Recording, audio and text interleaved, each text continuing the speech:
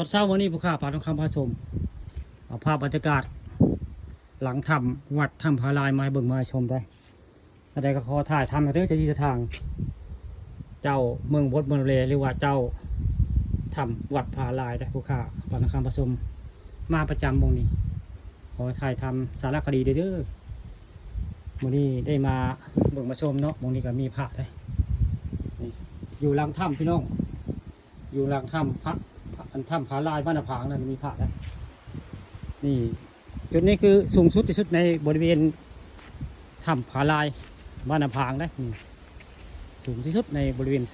ถ้ำผาลายอยู่หลังถ้ำนะลูกค้าปานคำผสม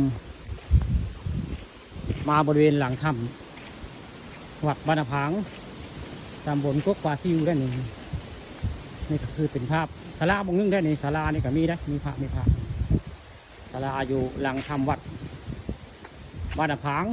นี่เส้นพระได้นี่แหละคือศาลาวัดบ้านผางอยู่หลังถ้ำพาลายแหละนี่ข้าบ้านคำผสมวันนี้พระปรากฏตัวอยู่หลังถ้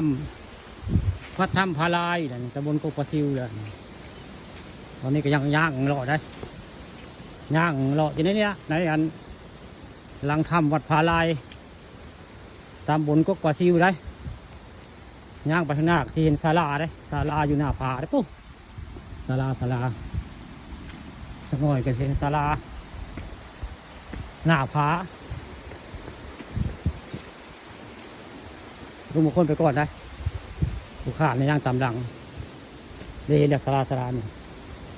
ศาลาอยู่สูงที่สุดในบริเวณบ้านนาพังตำบลกกวาซิวอำเภอกุดบากมีหลักแผ่นประจักษ์กับข้าเอาไม้เบิ่งนี่คือศาลาอยู่หลังถ้ำวัดผาลายเลยนี่มามันเห็นเสน่ห์ก็มีได้มันเสน่ห์ก็มีได้นี่คือหมานำเที่ยวได้มาข้ามาเที่ยวพี่น้องนี่มานี่มาในวัดนี่แหละเป็นพานำเที่ยวทิวทัศน์สวยงามพี่น้องนี่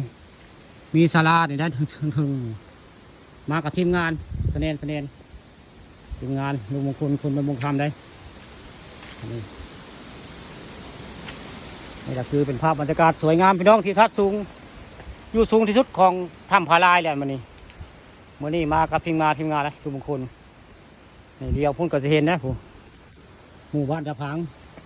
ตอนมาแล้วทางบ้านตะพังไม่ถึงจะเป็นให้นาข้าเจ้าได้คุยไปกันเลยวิวทัศน์สวยงามพร้อมมูนี่สูงพี่น้องมูนี่สูงนะนี่ครับภาพบรรยากาศภูเขาบ้านนาพางเลยพี่น้องมงนี่